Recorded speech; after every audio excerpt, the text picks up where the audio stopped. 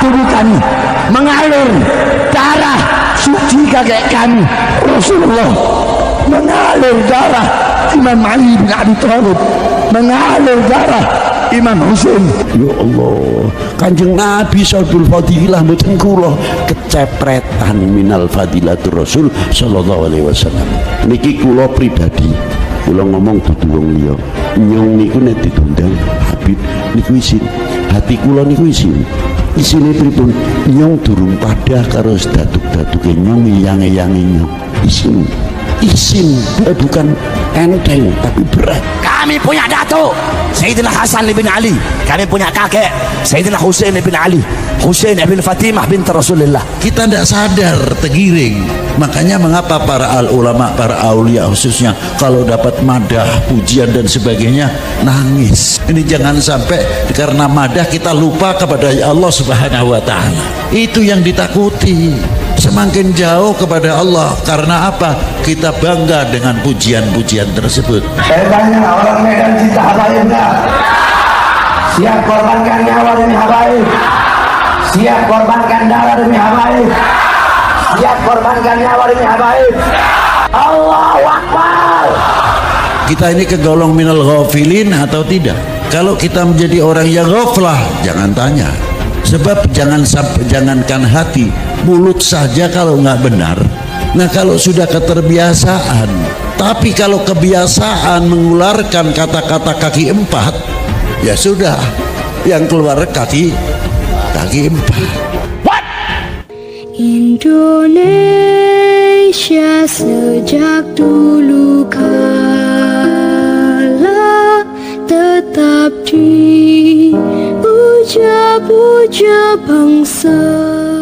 Anjing, woi babi, kenapa engkau zolimi rakyat? Woi anjing, woi babi, kenapa kau hina ulama? Kenapa kau hina habaib? Itu refleks akan mengeluarkan. Yang paling mengkhawatirkan ketika sakaratul maut yang keluar kaki empat.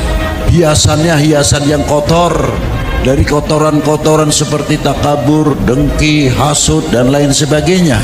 Kalian bukan menghidupkan Islam, tapi kalian cari hidup dalam Islam. Kalian bukan menghidupkan dakwah, kalian cari hidup dalam dakwah. Kalian bukan menghidupkan agama, kalian cari hidup dalam agama. Dakwah, agama, Islam kalian jadikan sebagai untuk memuaskan isi perut kalian, untuk memuaskan hawa nafsu syaitan kalian, kata Allah Subhanahu wa taala. Nah kalau kita merasa selalu menyambung kepada Rasulullah, lama-lama juga akan berpikir kalau kita perbuatannya tidak pas, tidak sesuai, tidak terpuji, kita malu karena kita selalu mengucapkan Assalamu alayka ayuhan nabiyyu wa rahmatullahi wa barakatuh. Dan di kalimah wa ala ali Sayyidina Muhammad, kalimah wa ala ali bukan makna untuk keluarga saja. Kata Imam Syafi'i, wa ala ali maknanya umat Sayyidina Muhammad sallallahu alaihi wasallam. Hei pejabat, hei aparat, kami para habaib, kami bukan pecundang, kami bukan penakut, kami tidak akan pernah mundur walaupun satu langkah. Kalau kita cinta bangsa dan cinta tanah air, tidak mungkin akan menjelekkan bangsa sendiri. Sabda Nabi Shallallahu Alaihi Wasallam apa? Kadar bobot iman seseorang adalah tergantung cintanya kepada aku. Kalau cintanya kepada aku luar biasa, imannya orang itu akan luar biasa. Tapi kalau imannya melentur, berarti orang itu kecintaannya kepada Rasulullah melentur. Terkadang pengetahuan dengan hadis tersebut bisa dibalik oleh oknum yang sengaja ingin melihat perpecahan umat beragama, khususnya umat Islam, atau senang perpecahan bangsa ini. Artinya dibalik, kalau ingin memecah belah umat beragama khususnya Islam, jauhkan kecintaan umat ini kepada tokoh agamanya dan khususnya tokoh umat Islam. Kalau sudah jauh dengan para ulamanya atas kecintaannya, paling gampang dibenturkan. Riwayat syarif afdal min sabi alimin. Satu orang habib lebih utama, lebih mulia daripada 7 orang yang alim. Man afdal, syarif atau alim yu'mal bi'ilmi. Mana yang lebih utama, mana yang lebih mulia, seorang habib atau orang alim yang mengamalkan ilmu? Syarifun jahilun.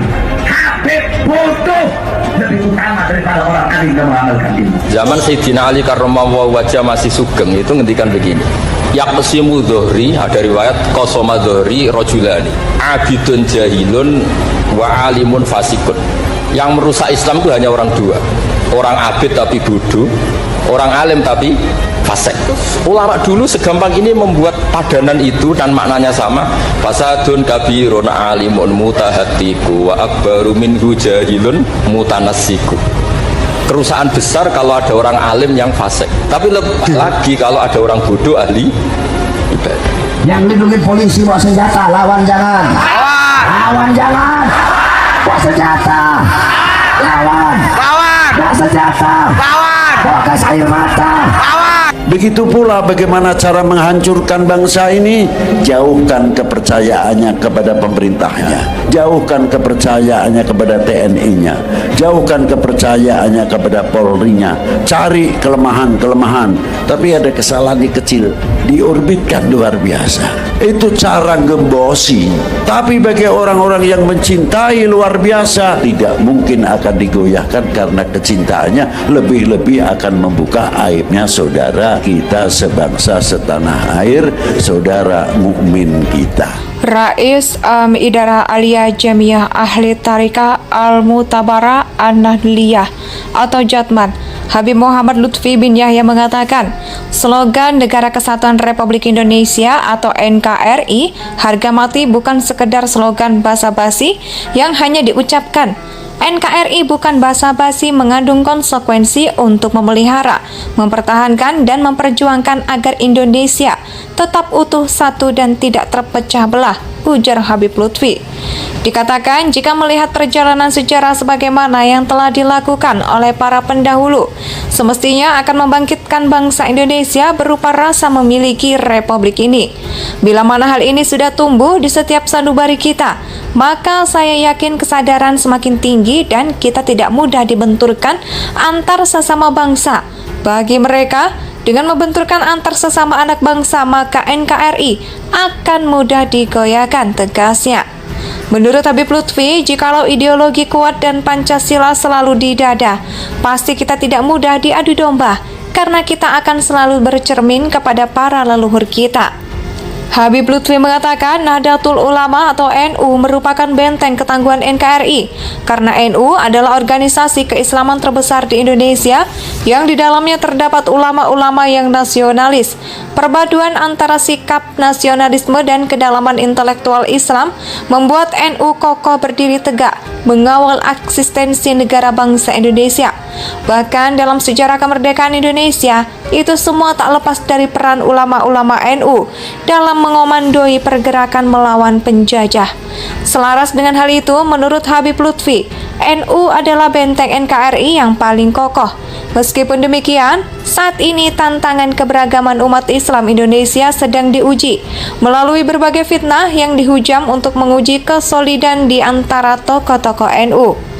Tudingan NU Syiah karena memiliki tradisi tahlilan dan muludan atau peringatan kelahiran Nabi, yang Syiah merupakan satu di antara banyak fitnah yang dialamatkan kepada NU. Bagaimana cara menghabiskan para habaib? Tuding Syiah, nanti tidak akan lama NU juga akan jadi sasaran. NU juga Syiah. Karena apa? Maulud dari orang Syiah, tahlil orang Syiah. Begitu cara menghancurkan Ahlus Sunnah wal Jamaah, culas Habib Lutfi dalam video ceramahnya di akun Instagram Ulama Nusantara. Selain itu, menurut Habib Lutfi, tudingan-tudingan lain seperti membenturkan antara tokoh NU kerap kali dilakukan pihak-pihak yang ingin merongrong keutuhan NKRI. Habibnya dipecah belah antar Habib yang Sunnah dan Syiah. Nanti yang Sunnah dibenturkan dengan NU. NU-nya biar benci pada para habaib. Habaibnya diobok-obok biar benci NU. Inilah zaman sekarang, ujarnya. Indonesia tanah